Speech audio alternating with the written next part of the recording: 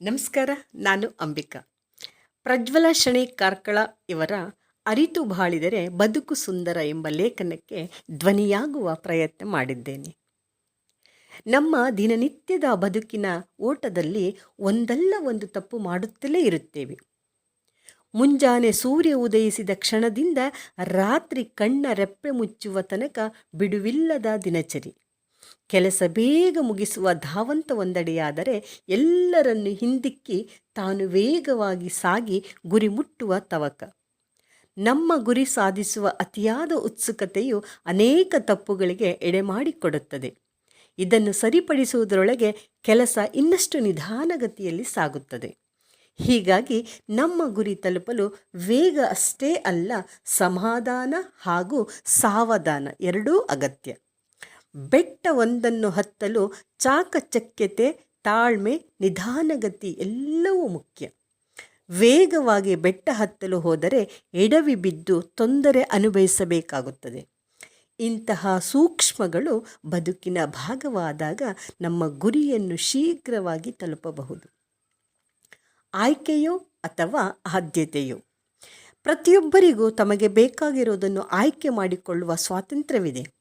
ವಿಚಿತ್ರವೆಂದರೆ, ನಾವು ಯಾರ ಜೀವನದಲ್ಲೂ ಆಯ್ಕೆಯಾಗಿರಲು ಬಯಸುವುದಿಲ್ಲ. ಆದರೆ ಬೇರೊಬ್ಬರ ಜೀವನದಲ್ಲಿ ನಾವು ಆದ್ಯತೆಯಾಗಬೇಕೆಂದು ಹಾತೊರೆಯುತ್ತೇವೆ. ಬಹುತೇಕ ನಮ್ಮನ್ನು ಒಂದು ಆಯ್ಕೆಯಂತೆ ಪರಿಗಣಿಸಿದಾಗ ನಮ್ಮ ಸ್ವಾಭಿಮಾನಕ್ಕೆ ಧಕ್ಕೆಯಾಗುತ್ತದೆ. ನಮ್ಮ ಭಾವನೆಗಳು ನಮ್ಮ ವ್ಯಕ್ತಿತ್ವದೊಂದಿಗೆ ಬೆಸೆದುಕೊಂಡಿರುವ ಕೊಂಡಿ. ಏನನ್ನು ಬೇಕಾದರೂ ಸಹಿಸಿಕೊಳ್ಳಬಹುದು, ಆದರೆ ನಮ್ಮ ಭಾವನೆಗೆ ಏಟಾದಾಗ, ಸ್ವಾಭಿಮಾನಕ್ಕೆ ಪೆಟ್ಟು ಬಿದ್ದಾಗ ಅದನ್ನು ಸಹಿಸಿಕೊಂಡು ಇರಲು ಸಾಧ್ಯವೇ ಇಲ್ಲ.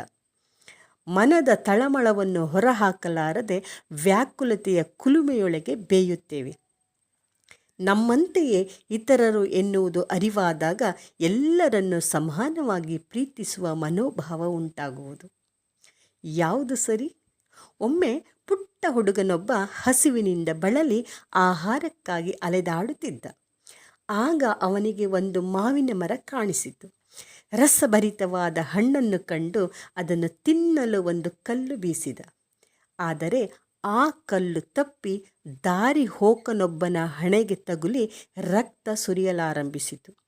ಹುಡುಗ ಏನು ಮಾಡುವುದೆಂದು ತೋಚದೆ ಭಯಭೀತನಾದ. ಹತ್ತಿರ ಹೋಗಿ ತನ್ನ ಬಟ್ಟೆ ಕಳಚಿ ಹಣೆಯನ್ನು ಒತ್ತಿ ಹಿಡಿದು ಸಂತೈಸಿ ತನ್ನ ತಪ್ಪಿಗಾಗಿ ಕ್ಷಮೆ ಯಾಚಿಸಿದ. ತಪ್ಪಾಯಿತೆಂದು ಪರಿಪರಿಯಾಗಿ ಬೇಡಿಕೊಂಡ. ಆದರೆ ಆ ದಾರಿಹೋಕ ನೋವಿನಿಂದ ನಲಗುತ್ತಾ ತನ್ನದಲ್ಲದ ತಪ್ಪಿಗೆ, ಅನುಭವಿಸಿದ ಶಿಕ್ಷೆಗೆ ಕೋಪಗೊಂಡು ಕೂಗಾಡಿದ. ಇದೊಂದು ಸೂಕ್ಷ್ಮ ಘಟನೆ, ಆದರೆ ಇದರಲ್ಲಿ ಅಡಗಿರುವ ನೀತಿ ದೊಡ್ಡದು. ನಮ್ಮಿಂದ ನಮಗರಿವಿಲ್ಲದೆ ತಪ್ಪಾದಾಗ ಕ್ಷಮೆ ಕೇಳುವುದರಿಂದ ನಾವೇನು ಚಿಕ್ಕವರಾಗುವುದಿಲ್ಲ. ಅರಿವಿಲ್ಲದೆ ಆದ ತಪ್ಪಿಗೆ ಪಶ್ಚಾತ್ತಾಪ ಪಟ್ಟಾಗ ಕ್ಷಮಿಸುವುದು ಮಾನವೀಯತೆಯೂ ಹೌದು.